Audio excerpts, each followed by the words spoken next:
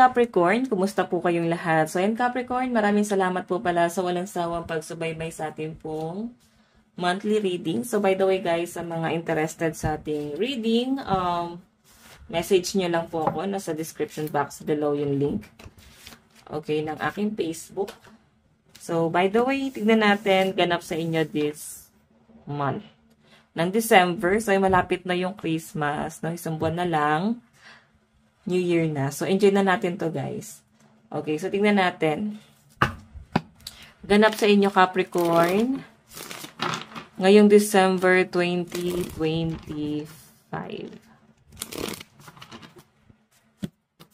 Capricorn, Sun, Moon, Rising, and Venus sign.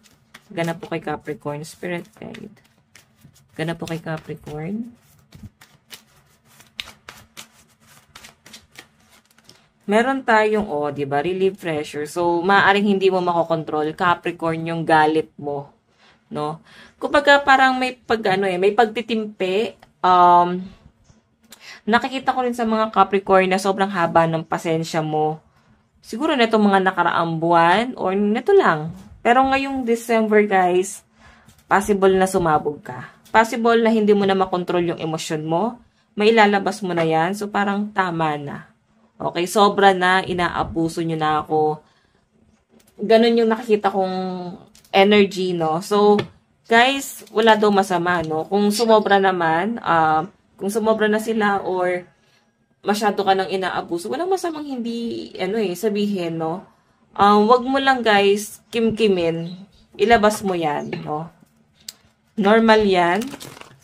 Kasi kung di ka magsasalita, guys, baka, alam niyo yun, patuloy kang abusuhin. So, yan. Hindi makokontrol ng mga Capricorn ng kanilang emosyon this month. Okay, so tingnan pa natin. Capricorn, Sun, Moon, Rising, and Venus sign.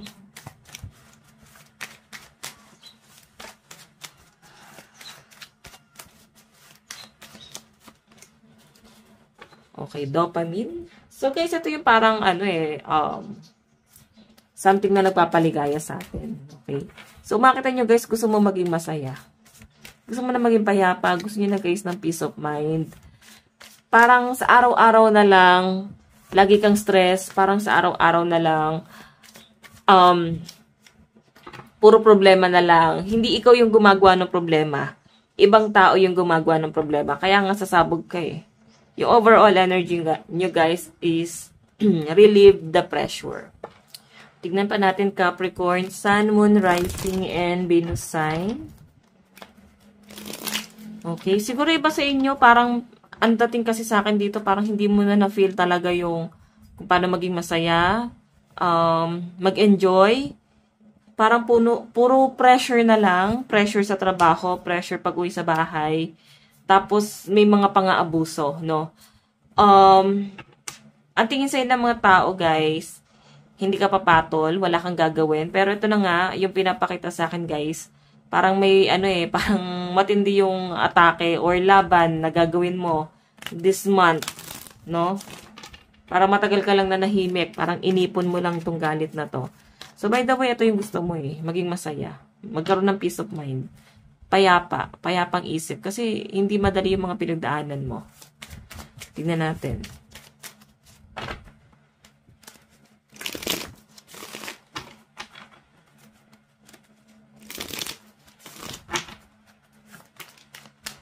Meron tayong sometimes I need help. Ayun no.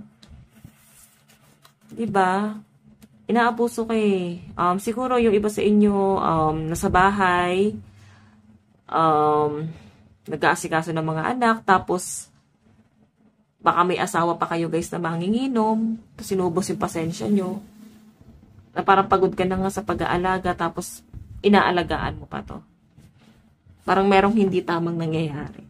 So, Capricorn yung pinapakita sa akin dito. Ang gusto nyo lang, parang tulungan kayo or at least magkaroon man lang guys ng give and take or at least konsiderasyon itong taong to. Pero yun yung hindi mo maramdaman sa kanya ngayon. Parang wala siya guys, konsiderasyon ngayon. Okay? Tingnan pa natin. Capricorn, Sun, Moon, Rising, and Venus sign. Meron tayong okay.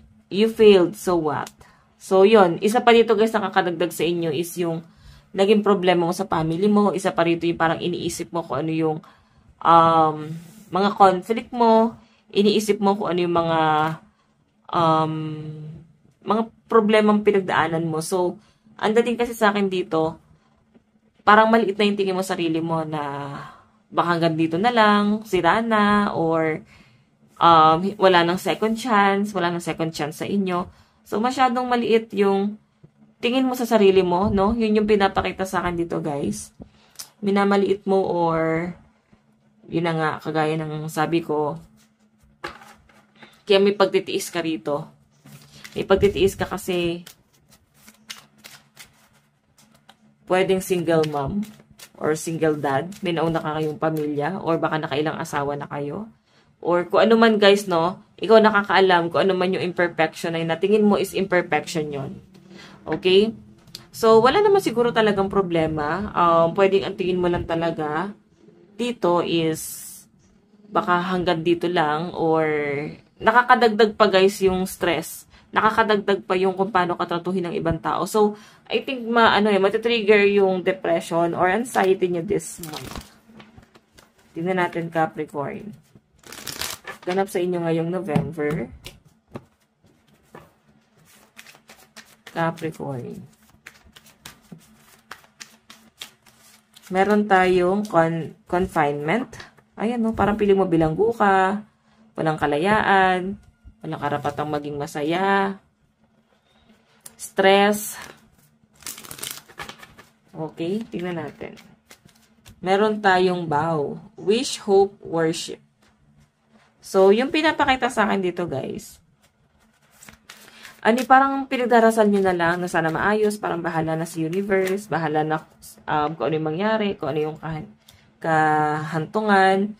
Pinagdadasal nyo na lang yung mga bagay-bagay. So, kung makita nyo guys na dito yung fury, offense, madness, pleasantness. Galit talaga, no? Kukomprontahin mo to. Pwedeng sa love life mo to, pwedeng hindi kayo guys masyadong maayos or magiging maayos this month. Kasi parang araw-araw yung mga yan. Araw-araw yung parang pag-aaway, hindi kayo magkasundo na dapat dinadaan nyo sa pag-uusap guys, no? Meron tayong justice. Ayan, may kasunduan po ako nakikita dito. Baka manghihingi ka guys ng kasunduan sa kanya ngayon na parang ito yung dapat natin gawin na parang mas makakabuti sa'yo at sa kanya rin. So, I think parang gusto ng mga Capricorn this month ng kalayaan. Gusto nyo guys ng peace of mind. Okay? Tignan natin yung advice. By the way, ang laki number nyo is 56, 54, 74, and 11. Meron tayong forgive.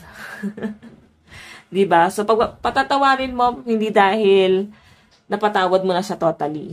Pinatawad mo siya para sa peace of mind mo. Pinatawad mo to para wala kang galit pag alis mo dito sa lugar na to or sa taong to, sa sitwasyon na to.